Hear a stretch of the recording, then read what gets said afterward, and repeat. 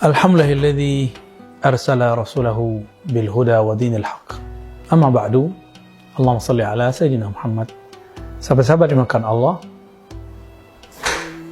kalau bukanlah karena risalah dan nubuah Nabiuna Syith alaihissalam, maka sampai hari ini mungkin kita akan menyaksikan jin lalu lalang, hilir mudik, loncat-loncat, terbang-terbang, tengkar setiap hari.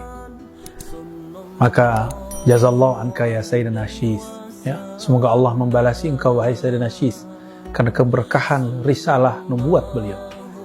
Allah kemudian memisahkan alam kita, alam manusia dengan alam jin. Dahulu Sayyidina Adam dan Sayyidatuna Hawa mempunyai anak sekitar 40, begitu dalam riwayat-riwayat Israiliyat. Setiap kali melahirkan, yaitu 20 kali melahirkan, beliau melahirkan anak yang kembar.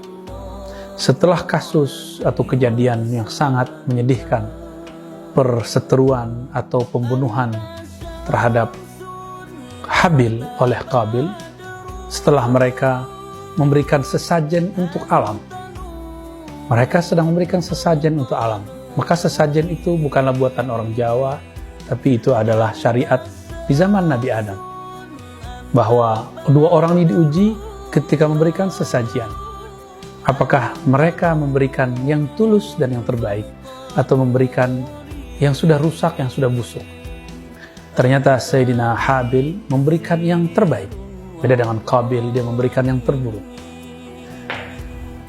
Ketika diterima sesajiannya Habil, Qabil kemudian tidak ridha dan dia membunuh Sayyidina Habil. Tapi setelah membunuh, dia pun menyesal. Tapi penyesalan hanya datang sementara. Nabi Adam kemudian mengerti karakter anaknya, Qabil, karakter yang sangat berbahaya. Walhasil Sayyidina Adam tidak memberikan ilmu yang Allah titipkan kepada beliau dan tidak mengajarkannya kepada Qabil.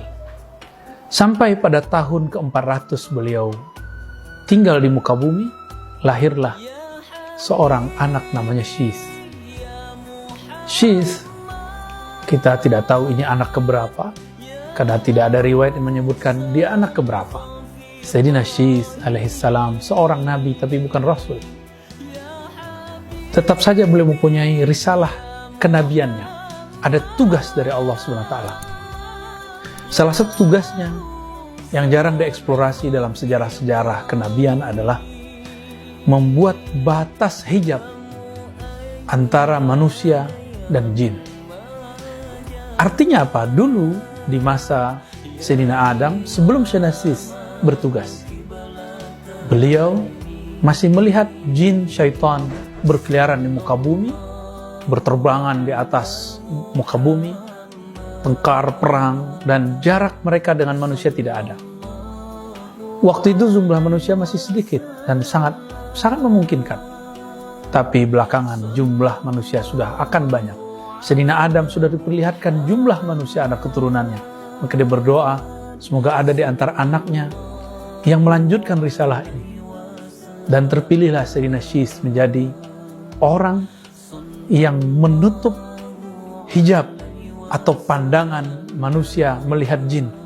Tapi di saat yang sama jin bisa melihat kita tidak dapat melihatnya. Jadi jika ada orang hari ini mengatakan, aku melihat jin, itu bukanlah jin, itu adalah jelmaannya.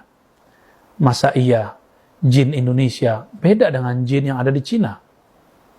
Jin yang ada di Barat beda lagi dengan jin yang ada di Arab.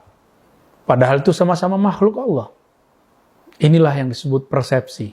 Persepsi kita mengenai makhluk-makhluk yang menyeramkan, ini kemudian membentuk suatu visualisasi. Inilah yang terlihat oleh seseorang yang menyebut dirinya indigo atau orang yang menyebutnya kasyaf. Sahabat-sahabat yang karena Allah, Nabi Syith diizinkan oleh Allah mendapatkan sir dari Nabi Adam. Sir ini tidak beliau sampaikan kepada Qabil. Jadi secara diam-diam Sayyidina Syith diajarkan oleh Sayyidina Adam mengenai ilmu rahasia itu. Dan masih banyak lagi risalah-risalah yang beliau sebarkan mewakili ayahandanya Sayyidina Adam. Maka Sayyidina Syith ini bergeraklah ke semua pulau-pulau, benua-benua di alam semesta ini. Maka jika teman-teman iseng pergi ke wilayah-wilayah yang masih orisinal secara tradisi dan kepercayaan, misalnya Cirebon, Baduy, atau di wilayah Jawa-Jawa tertentu, di sana mereka tidak mengenal Nabi Muhammad. Mereka taunya Nabi Syith. Ya, orang Baduy taunya Nabi Adam. Barangkali jika kita telusuri dengan tepat, dengan serius, kita akan menemukan sejarah bahwa Nabi Syith memang dulu pernah ada melewati tempat-tempat tersebut. Bahkan di beberapa wilayah ada yang mengaku keturunan Nabi Syith. Ya iya, kita adalah keturunan beliau. Sebagian besar kita bahkan melalui jalur beliau. Wallahu a'lam bishawab. Teman-teman, mari bersikap bijak terhadap berita ini, terhadap ilmu ini. Allah Maha berkuasa, Allah Maha tahu segalanya. Sallallahu alaihi Muhammad.